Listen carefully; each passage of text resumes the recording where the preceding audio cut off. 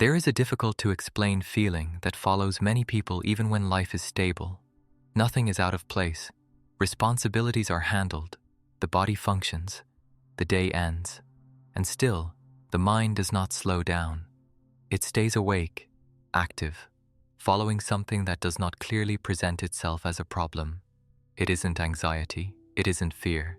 It isn't urgency. It is simply continuity. A flow that doesn't stop when everything else does. You lie down, close your eyes, reduce stimulation, and notice that something keeps moving inside.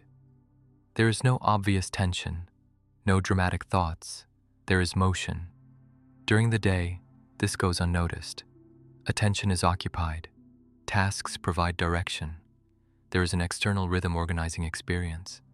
But when that rhythm softens, when the body finds pause, the mind does not seem to receive the same signal.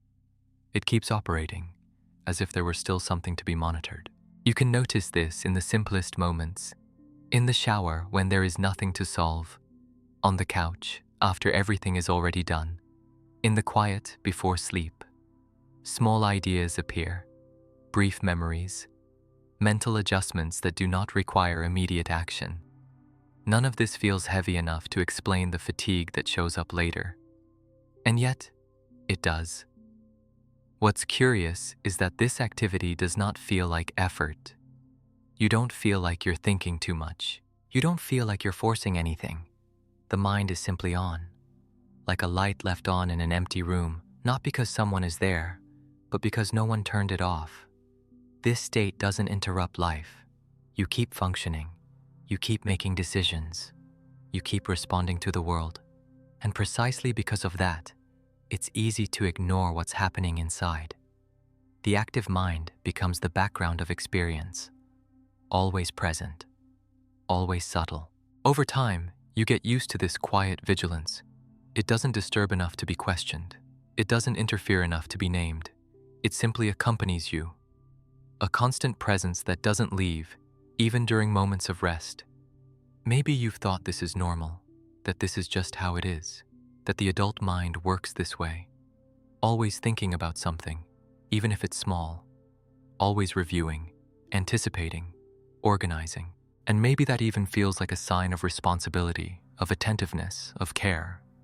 But something doesn't quite fit. Because even without crisis, without overload, even while sleeping and resting, there is a sense of wear that has no clear cause. A fatigue that doesn't come from effort, but from persistence. From something that never fully shuts down. This is the most confusing part.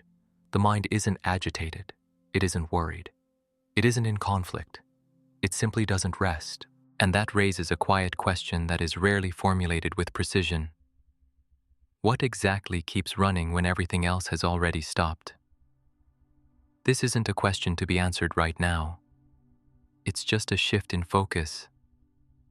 A subtle movement of attention towards something that has always been there, but was never directly observed. Because maybe the problem was never thinking too much, but not noticing the kind of functioning that remains active even when there is no demand. And when that possibility begins to surface, still vaguely, something changes in how you observe your own mind. Not as something that needs fixing, but as something operating in a specific way. A way that continues even when there seems to be no reason. From there, the question stops being why you are tired and starts becoming something more precise. Something that points to a continuous mode of operation that is rarely questioned. A mode that doesn't show up as a problem, but that quietly charges a price over time. When you look at this functioning more closely, you begin to notice that the mind doesn't rest because it doesn't clearly know when to stop. It doesn't operate by spontaneous interruption. It operates by replacing focus. When one task ends, something else takes its place. When the external world goes quiet, the internal world steps in. During rest, there is no clear signal of closure. The body slows down. Stimulation decreases. The environment becomes simpler. But attention, which has spent the entire day following things, doesn't receive a new destination. It is simply left loose. And loose attention rarely stays neutral. In that state, the mind begins to monitor whatever is available. One thought appears, attention attaches, another thought follows. A memory pulls another. A future scenario forms without real urgency. None of this requires action. None of this matters right now. But all of it keeps the system active. This monitoring doesn't feel like work. There is no conscious effort, no intention to think. The mind simply keeps doing what it learned to do. Follow, observe, adjust, review, even when there is nothing left to adjust. That's why physical rest doesn't interrupt this process. It removes tasks, not functioning. It quiets the environment, but doesn't redefine the role of attention. The mind stays awake because it remains in a mode of light vigilance, as if something might happen at any moment. You can notice this at the end of the day. Everything has been handled. There are no immediate demands, and still, the mind revisits small things, replays conversations, imagines alternative responses, organizes details that don't need organizing now. All of this happens without drama, without tension, almost without being noticed. On weekends, this pattern becomes even clearer. The body slows down. There are no deadlines, no pressure. But the mind wanders. It doesn't find rest because it never found closure. It simply changed objects again and again. What's curious is that this functioning doesn't seem problematic. On the contrary, it's often interpreted as care, as attentiveness, as responsibility. Thinking about things, even small ones, feels positive, and because of that, it's almost never questioned. But there is a subtle difference between useful attention and continuous attention. A difference that doesn't appear in the content of thoughts, but in how they connect. In the absence of real pauses between one and the next. In the fact that the mind never enters a state of true rest. This constant monitoring creates a strange sensation. The feeling that the mind is always on, even when nothing specific is happening. There is no clear problem, no active conflict. There is simply continuity, a mental background that doesn't shut off. And because this doesn't cause immediate suffering, it goes unnoticed. You don't notice the mind working. You notice the effect later, a diffuse fatigue, a slight loss of clarity, a sense of weight that has no clear explanation. At this point, a common confusion appears. The idea that the mind is tired because it thinks too much. But maybe what's happening is something else. Maybe it's not the number of thoughts, but the lack of closure, the absence of real pauses between cycles. This possibility shifts the axis of observation. Because if the mind doesn't rest due to excessive worry or anxiety, then the issue would be the content. But if it doesn't rest because it keeps the monitoring mode active all the time, then what's at stake is the functioning, not what is being thought. And that distinction, still unclear, begins to point to something deeper. Something that isn't resolved by rest or silence or by trying to switch off. Something that involves how the mind learned to operate and how it maintains that pattern even when there is no demand. Before understanding the cost of this, it's necessary to see that this functioning is not neutral. It consumes something, slowly, quietly, without obvious signs. And that's where another silent question begins to form, still unanswered.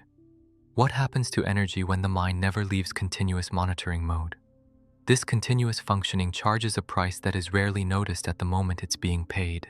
There is no spike of effort, no collapse, no clear signal that something is wrong. What exists is where that accumulates in the background while life appears normal. The mind stays active, but not intensely. It isn't in crisis. It isn't under extreme pressure. It simply keeps following everything, even when nothing requires following. And active attention, even at low intensity, consumes energy. This consumption is discrete, almost invisible. Each small thought followed, each idea revisited, each unnecessary mental simulation takes a bit from the internal reserve. On its own, it seems insignificant. Added up across the day, the week, the month, it begins to weigh. That's why many people feel tired without knowing exactly why. There was no excessive effort, no major emotional conflict, no big problem draining energy. And still, there is fatigue. a sense of mental heaviness, a clarity that doesn't fully return. This tiredness is different from the classic kind. It doesn't come after a difficult task. It doesn't bring a sense of completion. It appears even on light days, in calm moments, during periods when recovery should, in theory, happen. Curiously, full days often tire less than empty ones. When there is focus, attention organizes itself. There is a beginning, a middle, and an end. Even when demanding, there is closure. When the task ends, something closes with it. On empty days, the opposite happens. Attention spreads. It jumps from thought to thought, from idea to idea, without going deep enough into anything to close it. There is no closure, only continuous transition, and continuous transition drains energy over time. This kind of wear doesn't draw attention because it doesn't feel like effort. You don't feel like you're working too much. You just feel slightly more tired than you should, slightly less clear, slightly heavier inside. Over time, this fatigue begins to affect small things. Simple decisions require more energy. Maintaining focus becomes harder. The mind feels constantly occupied, even when nothing important is happening. There is no real silence, only short gaps between thoughts. What's most delicate is that this becomes normalized. You adapt. You learn to operate with less margin. You start to consider it normal to feel the mind always active, always slightly tired. Since it doesn't stop you from functioning, it doesn't seem urgent to question, but the cost keeps being paid. Day after day, thought after thought, without you clearly noticing where the wear is coming from. The mind doesn't rest because it doesn't leave monitoring mode. And that mode, maintained for too long, creates fatigue even without visible effort. At this point, something begins to become evident.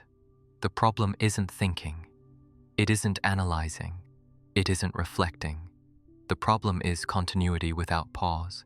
The fact that the mind never receives a clear signal of closure. And that prepares the ground for a shift in perspective that hasn't yet happened. A shift that doesn't involve turning the mind off or forcing silence or correcting thoughts, but one that begins by understanding that this fatigue is not a personal failure, but the consequence of a specific mode of functioning that stayed active for too long. This understanding doesn't solve anything yet, but it starts to reorganize how fatigue is perceived. And from there, another layer begins to reveal itself, something that changes the tone of the experience without offering easy solutions. When this idea begins to take shape more clearly, something shifts internally, not because the mind immediately slows down, nor because the tiredness disappears, but because the interpretation changes. What once felt like personal failure starts to be seen as the logical effect of a mode of functioning that remained active for too long. The mind that never rests is not a broken mind. It is a mind trained to follow everything, all the time. It learned to monitor, to review, to anticipate, to maintain constant presence over its own experience. And when that pattern settles in, it doesn't stop on its own just because the body rests or life becomes lighter. Learned systems tend to keep operating until something changes in how they are seen. This reframing removes an important weight. Guilt. You are not tired because you are weak. Not tired because you don't know how to relax. Not tired because you think the wrong way. You are tired because the mind stayed in continuous operation, without real pauses, without clear closures, for too long. And continuous operation consumes energy, even when there is no obvious effort. When this becomes clearer, the relationship with your own tiredness changes tone. It stops being something to fight or fix quickly. It starts to be understood as a coherent signal of prolonged use, something that makes sense within a larger logic. This understanding doesn't offer an immediate solution. It doesn't teach how to turn the mind off. It doesn't promise deep rest or inner silence. It does something simpler and perhaps more honest. It organizes understanding, and understanding already creates space. Much of the weight of mental fatigue comes from internal conflict, from self-pressure, from the idea that you should be different than you are. When that layer of judgment begins to dissolve, something softens.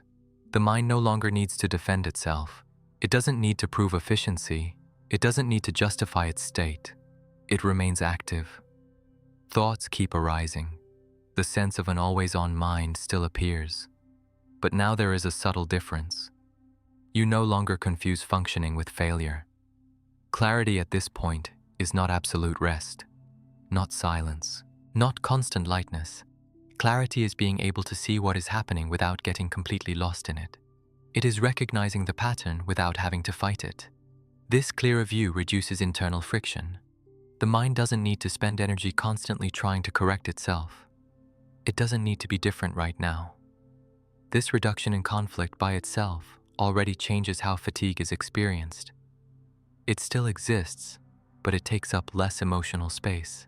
It doesn't define who you are. It doesn't become a problem that must be solved at any cost. The mind that never rests begins to be seen as a mind that operated too much, not as an enemy.